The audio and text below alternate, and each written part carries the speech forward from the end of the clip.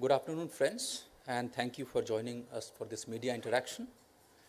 To begin the proceedings, may I request the Honorable External Affairs Minister of India to deliver her statement to the media.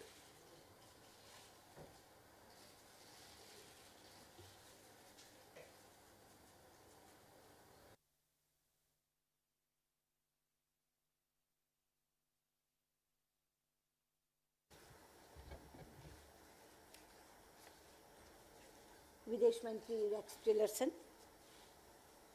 और media के मित्रों, विदेश मंत्री Tillerson की विदेश मंत्री के तौर पर ये पहली भारत यात्रा है। मैं भारत सरकार तथा भारत के लोगों की तरफ से और अपनी तरफ से उनका बहुत बहुत स्वागत करती हूँ। मित्रों, ये दौरा सेक्रेटरी टिलरसन का बहुत ही सघन दौरा रहा है। वो सऊदी अरब, कतर, अफ़गानिस्तान, इराक और पाकिस्तान के बाद भारत पहुँचे हैं, यानी 5 दिनों में 6 देश। लेकिन खुशी की बात यह है कि अंत में वो एक घनिष्ठ मित्र देश के यहाँ आए हैं और कहते हैं कि मित्र देश के यहाँ जाकर थकान उतर जाती है।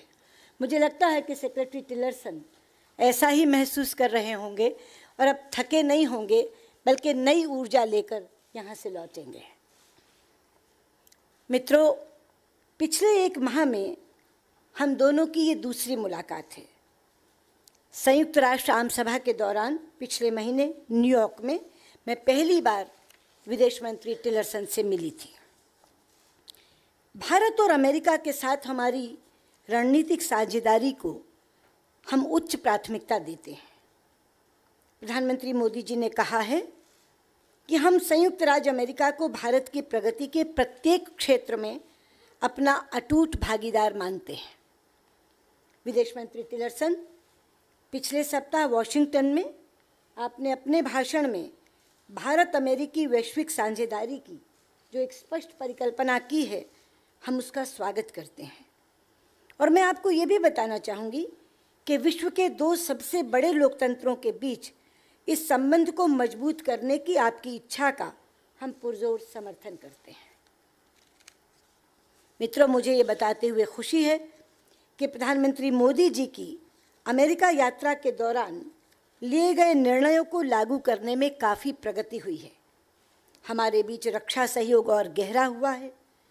सुरक्षा और आतंकरोधी मसलों पर हम एक दूसरे के साथ गहन विचार विमर्श कर रहे हैं और भारत द्वारा अमेरिका से कच्चे तेल की खरीद से हमारी ऊर्जा साझेदारी में एक नया अध्याय जुड़ गया है। मैं इस संबंध में विदेश मंत्री टिलरसन के व्यक्तिगत प्रयासों की सराहना करती हूँ। मित्रों, आज हमारे बीच हुए विचार विमर्श के दौरान हमने अपने सहयोग को आगे बढ़ाने के लिए उठाए जाने वाले आगामी कदमों की फिर से पहचान की है। हमने आतंकवाद के मसले पर विस्तार से चर्चा की। ये मसला समूचे विश्व के लिए एक बहुत बड़े खतरे के रूप में सामने खड़ा है। हमने राष्ट्रपति ट्रंप की अफ़गानिस्तान और दक्षिण एशिया पर नई रणनीति को प्रभावी तरीके से लागू करने पर भी विचार किया है, ताकि ये रणनीति अपने अपेक्षित परिणाम हासिल कर सके। हमने अफ़गानिस्तान में बढ़ती हुई आतंकवादी हिंसा पर अपनी गंभीर चिंता व्यक्त की है। इन हमलों से ये पता चलता है कि आज भी आतंकवादियों को सुरक्षित शरणगाह और समर्थन देने वाले तत्व मौजूद हैं। मैं और विदेश मंत्री टिलरसन इस बात पर सहमत थे कि हमें मिलकर ये सुनिश्चित करना होगा कि कोई भी देश आतंकवादियों को सुरक्षित शरणगाह उपलब्ध ना करा पाए, और जो देश आतंकवादियों को समर्थन देते हैं या आतंकवाद का प्रयोग करते हैं, उन्हें जिम्मेदार ठहराया जाए। हम इस बात पर भी सहमत थे कि पाकिस्तान को उनके यहाँ स्थापित आतंकवादी संगठनों की सुरक्षित शरणगाहों को ख़त्म करने के लिए तुरंत कदम उठाने चाहिए। हमारा ऐसा विश्वास है कि राष्ट्रपति ट्रंप की नई रणनीति तभी सफल हो सकती है जब पाकिस्तान बिना किसी भेदभाव के सभी आतंकवादी संगठनों के खिलाफ प्रभावी कार्यवाही करे। भारत अफगानिस्तान की सरकार और अमेरिका सहित अंतर्राष्ट्रीय समुदाय के साथ मिलकर एक सुरक्षित, स्थायी, प्रगतिशील, शांतिपूर्ण और लोकतांत्रिक अफगानिस्तान के लिए प्रतिबद्ध है। हमने शीघ्र ही भारत अमेरिका अफगानिस्तान त्रिपक्षीय बैठक के आयोजन पर भी अपनी सहमति दे दी है। हमने घरेलू और अंतर्राष्ट्रीय आतंकवादी संगठनों या व्यक्तियों के संबंध में बनाए गए नए द्विपक्षीय तंत्र की पहली बैठक को भारत में दिसंबर में आयोजित करने का भी निर्णय लिया है। हमने भारत प्रशांत क्षेत्र यानी इंडो पैसिफिक में उत्पन्न सुरक्षा चुनौतियां और संपर्क मसलों पर भी चर्चा की। प्रधानमंत्री जी की यात्रा के दौरान दोनों देशों ने कुछ सिद्धांतों पर अपनी सहमति व्यक्त की थी, जो इस क्षेत्र में विशेषकर सार्वभौमिकता और सीमा के मामले में सत्यनिष्ठा के सम्मान पर आधारित थे। हमने अंतर्राष्ट्रीय कानून के अंतर्गत फ्रीडम ऑफ नेविगेशन यानी स्वतंत्र नौवहन, ओवरफ्लाइट्स, अबाधित व्यापार के महत्व को भी दोहराया ताकि इंडो पैसिफिक क्षेत्र को स्वतंत्र और उन्नत बनाया जा सके। मैं और विदेश मंत्री टिलरसन इस बात पर सहमत थे कि हम एक दूसरे के साथ और अन्य सहयोगियों के साथ मिलकर इन सिद्धांतों के आधार पर आपसी सहयोग को बढ़ाने की दिशा में कार्य करेंगे। हमने 2+2 डायलॉग, इसकी उद्घाटन बैठक को शीघ्र आयोजित करने पर भी अपनी सहमति दी है। हम हमारी रक्षा कंपनियों के बीच औद्योगिक साझेदारी को बढ़ावा देने पर भी सहमत हुए हैं। हमारा ऐसा विश्वास है कि कानूनी ढांचे को लचीला बनाए जाने और भारत की अमेरिका के मुख्य रक्षा सहयोगी के रूप में पहचान पर बनी द्विपक्षीय सहमति को पूर्णतः लागू करने से हमारे बीच संयुक्त उत्पादन यानी को प्रोडक्शन और संयुक्त विकास यानी को डेवलपमेंट को आगे बढ़ाने में मदद मिलेगी। हम अमेरिकन प्रशासन द्वारा राष्ट्रपति ट्रंप के नेतृत्व में भारत को उच्च रक्षा तंत्र उपलब्ध कराने के उनके आशय की प्रशंसा करते हैं और इस क्षेत्र में आगे भी प्रगति की आशा रखते हैं। मित्रों, हमने हमारे बीच जीवंत आर्थिक साझेदारी पर भी चर्चा की और इस बात पर सहमत हुए कि हमारे बीच द्विपक्षीय आर्थिक सहयोग की अपार संभावनाओं को हासिल करने के लिए हमें मिलकर काम करना होगा। भारतीय अर्थव्यवस्था के टिकाऊ विकास से भारत अमेरिका आर्थिक संबंध में नए अवसर पैदा होंगे। हमारे मंत्रिमंडलीय सहयोगी अगले 2 दिनों में वॉशिंगटन में इस विषय पर गहन चर्चा करेंगे। मित्रों, भारत अमेरिका संबंधों के विकास में पारस्परिक लोक संपर्क ने महत्वपूर्ण भूमिका निभाई है। कुशल पेशेवरों द्वारा चलाई गई आपसी लाभप्रद डिजिटल साझेदारी से इसका पता चलता है। विदेश मंत्री टिलरसन ने सही कहा है कि कोई भी 2 देश इनोवेशन के इतने बेहतर ढंग से बढ़ावा नहीं दे सकते जितना भारत और अमेरिका ने बढ़ाया है। इस संबंध में भारतीय कुशल पेशेवर जो H1B और L1 वीज़ा के तहत अमेरिका गए हैं, उनके द्वारा अमेरिका की अर्थव्यवस्था में दिए जा रहे महत्वपूर्ण योगदान पर भी हमने चर्चा की है। टोटलाइजेशन के लंबे समय से लंबित मुद्दे के हल के लिए भी मैंने विदेश मंत्री टिलरसन से सहयोग मांगा है और ये चाहा है कि कुछ भी अमेरिका द्वारा ऐसा नहीं किया जाना चाहिए जिससे भारत के हितों को आघात लगे। इनोवेशन, उद्यमिता और आर्थिक सहयोग हमारे संबंधों का एक महत्वपूर्ण आधार रहे हैं।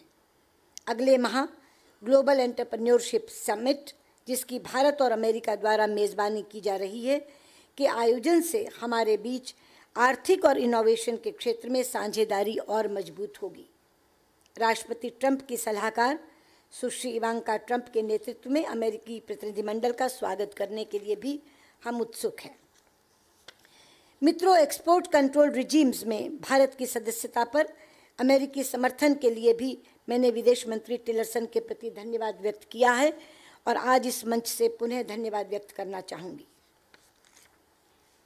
विदेश मंत्री टिलरसन की इस यात्रा से हमें प्रधानमंत्री मोदी जी और राष्ट्रपति ट्रंप द्वारा तय किए गए भावी कार्यक्रमों को आगे बढ़ाने के लिए बहुत बहुत मदद मिली है। मैं अब विदेश मंत्री टिलरसन को उनकी टिप्पणी के लिए आमंत्रित करती हूँ। I invite Secretary Tillerson for his comments. Thank you. Thank you, ma'am. धन्यवाद. May I now request Honorable Secretary of State to deliver his statement to the media.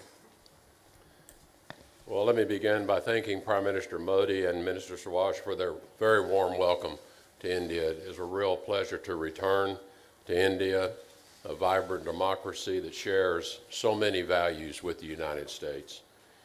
India and the United States have had close relations now for more than 70 years, and we are natural allies in the words of Prime Minister Modi.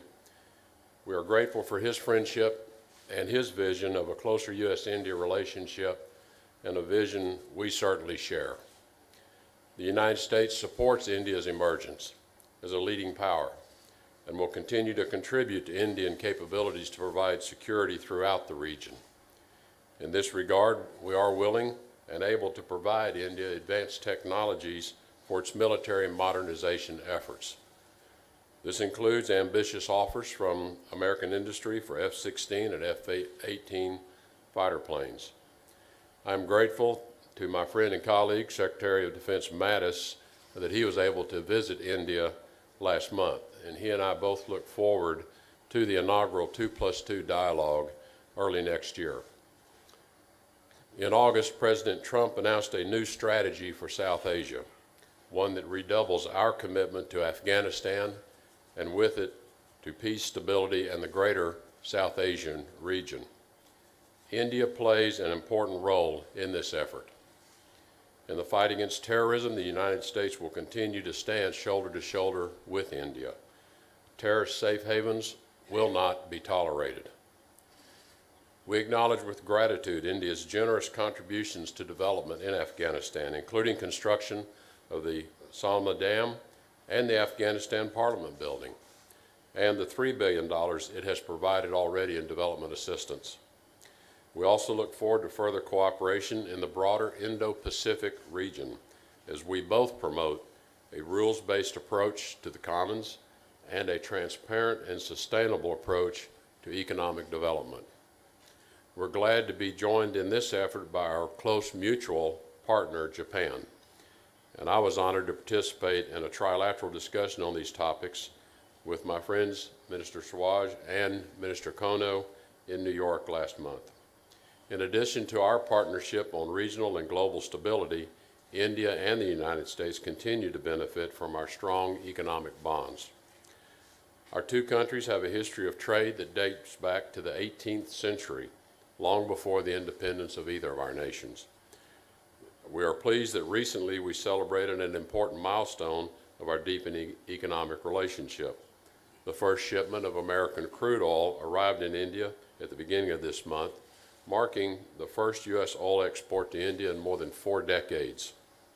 Continued oil sales have the potential to boost bilateral trade by up to $2 billion per year. In fact, the U.S.-India trade relationship, which reached nearly $115 billion last year, touches many parts of the lives of both of our citizens.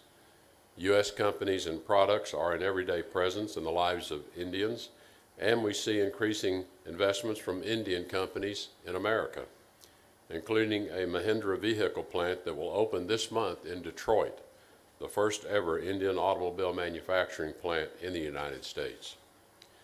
India and the United States also share a spirit of entrepreneurship and innovation, including the dynamic Indian-American community. We're proud to co-host the Global Engagement Summit in Hyderabad next month, where the spirit of private enterprise will be on full display. GES, the first ever to be hosted in South Asia, will be an important opportunity for India and the United States to showcase the entrepreneurship of our people, advance women's economic empowerment, and harness the power of young innovators in both of our countries. But at the core of our strong bond is our shared values. Our democracies were founded on a commitment to individual liberty and the rule of law. It's this foundation that underpins all that we work together on, from combating terrorism and safeguarding a rules-based Indo-Pacific region to increasing free and fair trade, even as we look for more areas of cooperation. As President Trump said during Prime Minister Modi's trip to the United States in June, and I quote, "The future of our partnership has never looked brighter. India and the United States will always be tied together in friendship and respect. We look forward to an even brighter future." Thank you very much, Excellency, for hosting me and for the very fruitful and useful dialogue we've had. Thank you. Thank you, sir. We have time for just two questions. One will be from the media accompanying the U.S. Secretary of State, and another one from the Indian media. The first question goes to the accompanying media, which is with the U.S. Secretary of State. Jonathan, go ahead. Jonathan Landay with Reuters. Madam External Affairs Minister, you say India fully shares Secretary Tillerson's vision for greatly expanding U.S.-Indian relations and for India to play a greater security role in the Indo-Pacific region. In that context, the Trump administration is pressing countries around the world to cut diplomatic and trade ties with North Korea, to strangle the hard currency flows that fund North Korea's nuclear weapons and ballistic missile programs. India and North Korea maintain embassies in each other's capitals, and bilateral trade in 2013 reportedly totaled more than $90 million, some 60 million of it Indian exports that include petroleum products critical to North Korea's military. Is India prepared to shut down trade with Pyongyang and close the embassies to demonstrate its readiness to expand its strategic partnership with the United States? Mr. Secretary, in 2016, India and Afghanistan signed an agreement for India to develop the southern Iranian port of Charbahar and build a railway line to southern Afghanistan, creating a trade corridor that would free Afghanistan from reliance on Pakistan's port of Karachi, to which India has no access. India is investing millions in the project, which will allow it to expand trade and assistance to Afghanistan, a key pillar of your administration's new South Asia policy. Yet the Trump administration also has embarked on a new strategy that takes a more aggressive stance towards Iran in order to blunt its expanding influence in the Middle East. Isn't there a major risk that the two U.S. strategies will clash in Charbahar, that Iran could put the brakes on that project, seriously undermining India's ability to fulfill the role envisioned for it in the Trump administration's plan for stabilizing Afghanistan? How do you prevent that from happening, given the serious tensions between the United States and Iran? Thank you. धन्यवाद। जो विषय आपने DPRK के बारे में उठाया है, मैंने और सेक्रेटरी टिलरसन ने इस पर खुल के चर्चा की, और वो जो दोनों बातें आपने कही हैं, एक ट्रेड रिडक्शन की और एक एम्बेसी बंद करने की, उन दोनों पर मैंने सेक्रेटरी टिलरसन को ये बताया कि जहाँ तक ट्रेड का संबंध है, हमारा और डीपीआरके का ट्रेड बहुत कम हो गया है, बहुत ही कम हो गया है। अगर मैं मिनिमल कहूँ तो गलत नहीं होगा।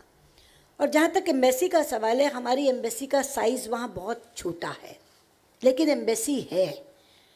और मैंने सेक्रेटरी टिलरसन से कहा कि आपके कुछ मित्र देशों की एम्बेसी वहाँ रहनी चाहिए, ताकि कम से कम कुछ चैनल्स ऑफ कम्युनिकेशन खुले रहें।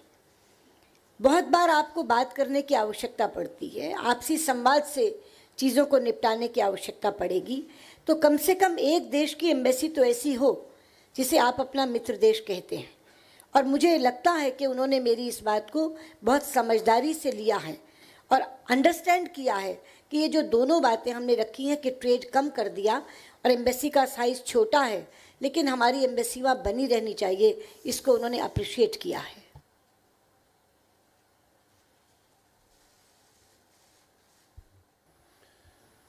With respect to the recently announced policy of the United States towards Iran, I think it's important to keep a few things in mind.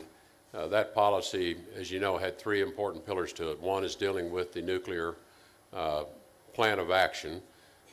The second important pillar of that policy, though, was to deal with Iran's other destabilizing activities, their ballistic missile programs, their export of arms to terrorist organizations, and their destabilizing export of foreign fighters, involvement in the revolution in Yemen, Syria, and other places. And the third pillar, though, which again doesn't get talked as much about, is a support for moderate voices inside of Iran. That we know there are strong feelings and values inside of Iran that we want to promote in terms of one day the Iranian people being able to retake control of their government. They live under this oppressive revolutionary regime, and we do not want to harm the Iranian people. Our fight is not with the Iranian people. Our disagreements are with the revolutionary regime. So with that context, as we are taking actions to impose sanctions on the regime, and in particular the Iranian Revolutionary Guard, it's our objective to deny financing capacity and to disrupt the activities related to these malign behaviors. It's not our objective to harm the Iranian people, nor is it our objective to interfere with legitimate business activities that are going on with other businesses, whether they be from Europe, India, or agreements that are in place that promote economic development and activity to the benefit of our friends and allies as well. We think that there's no contradiction within that policy, and in fact, we're calling on some of these same counterparties to join us in imposing sanctions on Iran's activities, and in particular the activities of the Iranian Revolutionary Guard Corps and their subsidiaries, to punish them for the destabilizing activities that we see Iran carrying out in the region. So we don't see a contradiction there, and we have very open dialogue and discussions with all of our friends and allies around the policy to ensure it's well understood. But also, if we see areas of concern, we'll engage with our friends and partners on ways that we believe they can help put the pressure on Iran to push back on the destabilizing activities of Iran that I think are of a concern to many in the world. Thank you, sir. Thank you, ma'am.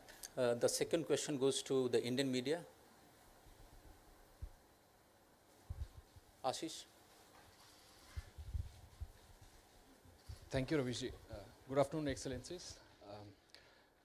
I'm Ashish from India TV. My question, Secretary, for you is that you just mentioned that safe havens of terror won't be tolerated, but we have seen off and on how Pakistan state has been harboring terrorists and supporting cross-border terrorism. So, and whenever the complicity is pointed out to them, sir, they very easily get away, giving some tactical condition or some false assurances. So since you have just come from Pakistan to India, how do you look forward to deal with this issue, to solve this issue, which is very crucial to us? Ma'am आपसे भी एक सवाल करना चाहूँगा. आपने अभी जिक्र किया H1B वीज़ा इशू को लेकर के. क्या आप ये बता सकती हैं कि जब चर्चा हुई तो ये एक ऐसा इशू जो इतने प्रोफेशनल्स को इम्पैक्ट करने वाला है, इसको सॉल्व करने के लिए क्या स्टेप्स उठाए जा रहे हैं? अगर आप प्लीज़ बताएं. Thank you very much.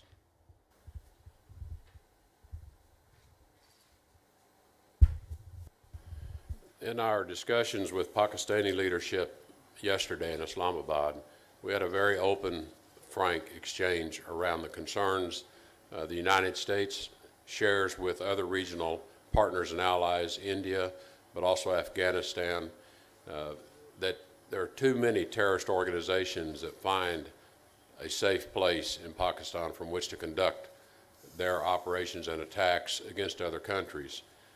We have extended to Pakistan certain expectations we have of their government and their leadership to deal with, in particular, these organizations, the leaders of these organizations, and we're attempting to put in place a mechanism of cooperation through information sharing, but not just information sharing, action to be taken to begin to deny these organizations the ability to launch attacks against others. Quite frankly, my view, and I express this to the leadership of Pakistan, is we also are concerned about the stability and security of Pakistan's government as well. As these terrorist organizations have enlarged their numbers and have enlarged their strength and their capability within Pakistan's borders, this can lead to a threat to Pakistan's own stability. It is not in anyone's interest that the government of Pakistan be destabilized. And so we think we have a mutually shared interest in not just containing these organizations, but ultimately eliminating these organizations. I think all of us have to commit ourselves to the eradication of terrorism, of violent extremism, in whatever form it takes. And this is going to require international and global efforts and a common view and a common objective and mission. And so these are the expectations that we have put in place with the leadership of Pakistan. We want to work with Pakistan in a positive way because we think this is in their interest as well, longer term. आपके प्रश्न के उत्तर में मैं पहले तो ये स्पष्ट कर दूं कि अभी तक H1B वीज़ा की नीति में कोई परिवर्तन नहीं हुआ है, लेकिन चूंकि कुछ बिल, कुछ विधेयक अमेरिकी कांग्रेस में प्रस्तुत किए जा चुके हैं, अगर वो पारित हो जाते हैं तो हमारे स्किल्ड प्रोफेशनल्स का अहित होगा। इसलिए भारत इस विषय को बहुत उच्च प्राथमिकता दे रहा है। जब मैं न्यूयॉर्क में सेक्रेटरी टिलरसन से मिली थी तब भी मैंने इस विषय को उठाया था। अभी पीछे कांग्रेशनल डेलीगेशन आया था, उनके सामने भी मैंने इस विषय को उठाया था, और आज दोबारा से मैंने सेक्रेटरी टिलरसन के सामने ये बात रखी, और इस तरीके से रखी कि भारत और अमेरिका के बीच रिश्तों की जो घनिष्ठता बनी है उसे सामने रखते हुए कोई स्किल्ड प्रोफेशनल ये उम्मीद नहीं करता कि आप कुछ ऐसा करेंगे जिससे उनका अहित होगा। ये उम्मीद लगाए बैठे हैं कि उनका अहित नहीं होगा। आपने जो प्रश्न किया कि इसे सॉल्व करने का क्या रास्ता है, ऐसा है H1B वीज़ा की नीति में कोई भी परिवर्तन दो तरीके से किए जा सकते हैं, या तो EO यानी एग्जीक्यूटिव ऑर्डर से, और या कांग्रेस के द्वारा बिल पारित करके। हम दोनों तरफ से प्रहार कर रहे हैं। जहाँ तक EO का सवाल है, हम स्टेट एडमिनिस्ट्रेशन से बात कर रहे हैं, जैसे सेक्रेटरी टिलरसन से की। जहाँ तक कांग्रेस का सवाल है, कांग्रेस सांसदों का समर्थन जुटाने के लिए कि वो बिल पारित ना हो, कांग्रेस के लोगों से बात कर रहे हैं, जैसे मैंने कहा अभी कांग्रेशनल डेलीगेशन से बात कर। तो ये जो दो तरीके हैं, जिन दो तरीक़ों से हमारा अहित हो सकता है, उन दोनों तरीक़ों पर हम लगे हैं। वाइट हाउस से बात कर रहे हैं, स्टेट एडमिनिस्ट्रेशन से बात कर रहे हैं ताकि कोई EO ऐसा जारी ना हो, और कांग्रेसमैन से बात कर रहे हैं ताकि कोई ऐसा बिल पारित ना हो। यही दो तरीके हैं इसको सुलझाने के। धन्यवाद। Thank you, ma'am. Thank you, sir. This concludes today's press interaction. Thank you all for participating.